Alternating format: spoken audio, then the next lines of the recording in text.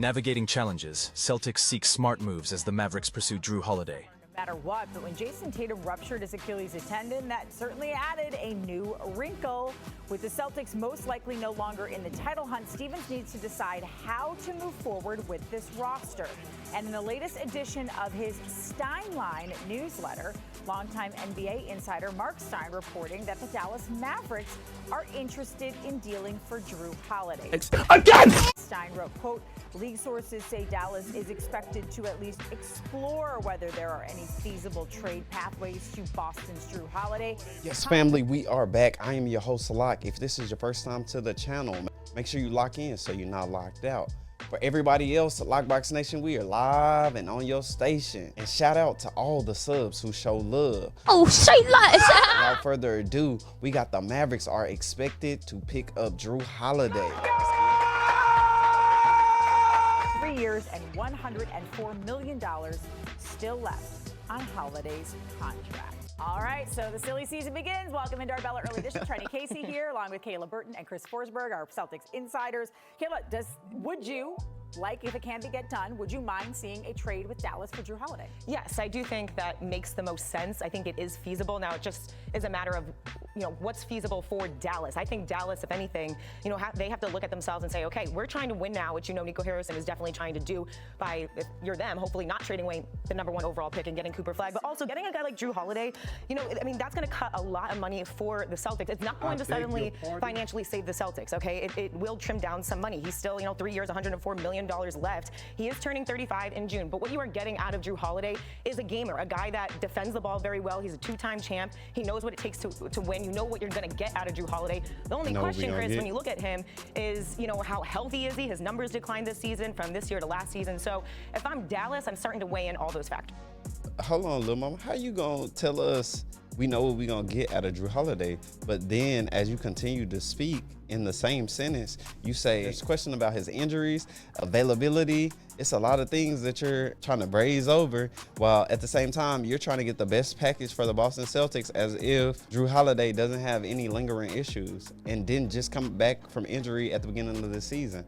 Now she got some snake oil. Nico Harrison, when he made the Luka trade, said, we're going to be a defensive-minded team. And when you don't have Kyrie Irving to start the year, you need some help at that guard position. I think Drew makes a ton of sense for the Mavericks. Now, you're not going to get him on the cheap. It's going to cost talent. The Mavericks have to do their own financial hurdles. So you start thinking about a package that they could put together. You got Daniel Gafford entering the final year of his contract. You got PJ Washington entering the final year of his contract. You can make the money work. From a Celtics perspective, we all know the riddle here.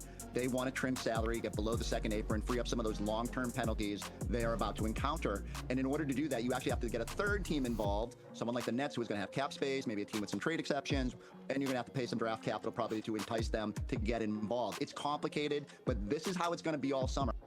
Anytime somebody has to put the word enticing in something, it got me thinking that it ain't no good. It's a bad deal. Is this even regulation?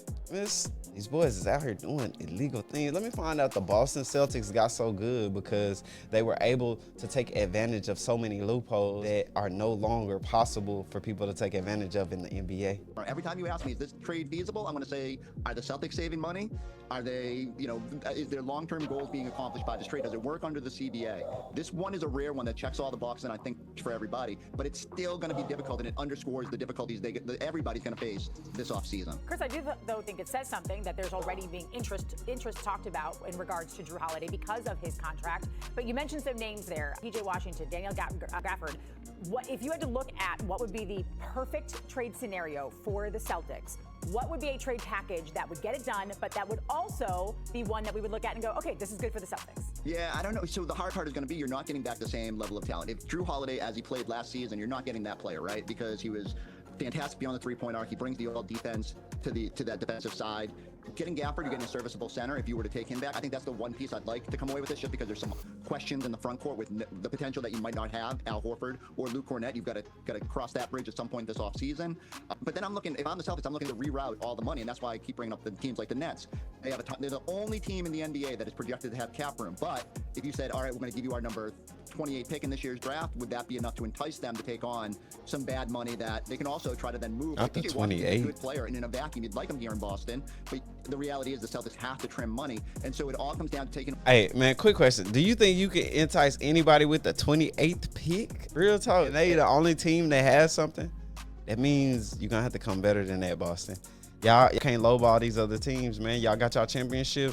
They are going to run y'all through the mud, I promise. And that's facts. On maybe one serviceable player and then just trying to clear the cap room necessary to get below that second apron and eliminate, like, you don't want to lose your draft pick. You can then get some pathways to adding talent further down the road. It's all so complicated. And I know it's not sexy. You just nailed it. It may be the way it has to be. And Chris, I'm right there with you. I think getting a guy like Gafford, Joe Mazzulla, how he likes to go double big. And we also saw where Chris Gafford for the past two playoffs. Like, he was not accessible in both playoff appearances for different PJ reasons. and So Caleb having kind of a big and going double big is something that Joe Mazzulla loves to do already. And then you can have Luke Cornett in that mix as well. And depending on Al Horford's status, you can have them involved there as well. PJ Washington and Caleb Martin is someone we can also throw in that package, I think, because here's a guy that, he played pretty tough against the Celtics when he was with Miami and Philly. Is so she this saying is a guy who Gafford, kind of PJ, and Martin? Versatility, and PJ Washington averaging a little over 14 points, 7.8 rebounds this year. Like, as Chris mentioned, it's not as sexy, but in order to shed some of that money, this may be the best case scenario. Well, a lot of the options may not be all that sexy, but maybe it'll end up being interesting. And Chris is exploring all of them in a series on NBCSportsBoston.com. And today he started that with the part one, how the team can dip under the second apron while keeping most of its core intact. He calls it the thread the needle approach. You can read, as I said, you can read all about it. Hey, if y'all want to see this, just screenshot it or pause the video. Like Sam Hauser, which stinks because it's a homegrown talent who is on a reasonable deal. He's going to go into the first year of a four-year, $45 million contract next year. But the way it's structured in the league this year is guys that other teams can trade for him using their mid-level exception. So again, you're not going to take any return salary in that scenario. And between those two moves, you're going to dip far enough below the second apron that you're going to lower your tax burden. You're going to give yourself maybe some pathways to bringing back a Luke Cornett and or an Al Horford. And you're going to maintain as much of that core as possible. It helps that you have guys like Baylor Shireman ready to step in for a Hauser-like role. He's still got to make strides to be the shooter and role player that Sam has been. And you are lucky to have Peyton Pritchard, who will go from 6th man of the year to potential starter next season if you are to move on from Drew Holiday. But that keeps Jason. All right, so I got to tap into all my Boston supporters out there. Do you think Peyton Pritchard is the type of talent that is able to have a seamless fit into the starting role, starting lineup, and make his presence felt and fulfill that starting role for the Boston Celtics?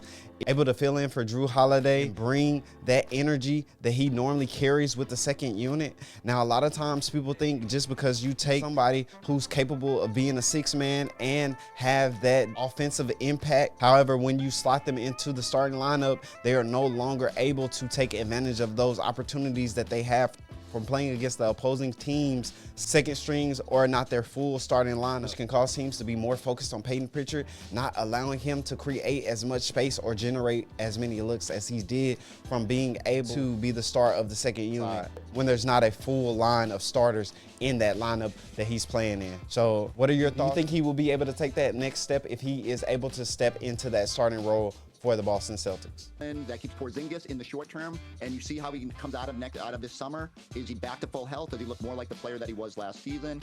And you make harder my faith in decisions down the road. Porzingis You go is into so next season low with at least a chance, with Jaylen Brown as your focal point, and you navigate the Jason Tatum rehab and see where he's at in January and February, and decide like what before the trade deadline is the plan from there. Phil, I think if you Do you think the reason for Jaylen Brown not being able to ascend to the next level of his basketball game was related to having to share shots with Jason Tatum or share the court with Jason Tatum? Now with Jason Tatum having to deal with his injury, are we expecting Jaylen Brown taking the next leap, working on his handles, being able to be more focused when attacking the basket, making sure he's taking the right shots and not putting up shots too early in the shot clock? Are these some things that Jaylen Brown will be able to level up in order to have his name amongst the players that some people deem that are higher than him? This will be his opportunity. Hopefully he will take advantage of it. If you agree, drop hashtag agree in the chat. If not, hashtag disagree. told most Celtics fans, this is what they would prefer, right? See if you can move some pieces around, get under that second apron, but still maintain a level of competition next year and be in the mix. Boom, you don't punt. I don't think you punt away next season because you don't know what you're going to get. We also don't know the status of Jason Tatum, how early he's going to come back, what's he going to look like when he does come back. But I think there's a better risk by keeping that main core, is what Chris was just referring to, keeping the Jaylen Brown, keeping the Derek White, the Peyton Pritchards, etc., and get Jason Tatum back when he's able to, instead of saying, oh, okay, good riddance, let's make sure that we cover our bases when it comes to this financial burden and punt away next season. No, I think they're actually doing this the right way. If they do go trading a couple of their guys, it's still going to sting to say goodbye to, because they were all a part of winning that championship 2 seasons ago. But I think that ultimately just punting it away and not keeping your core would be a mistake for the Celtics. You know what I desire? Just watching her talk about having to say goodbye to potential players, it's nothing like what happened in Dallas. It's nothing like that, because that's like y'all having to trade away Jason Tatum or Jaylen Brown. And I also have another question.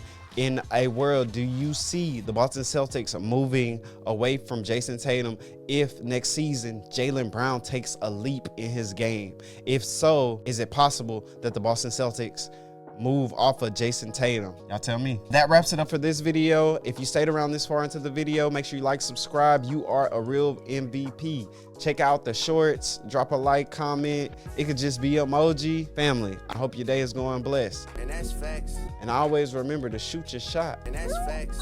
Like a shooter. We out. Holla.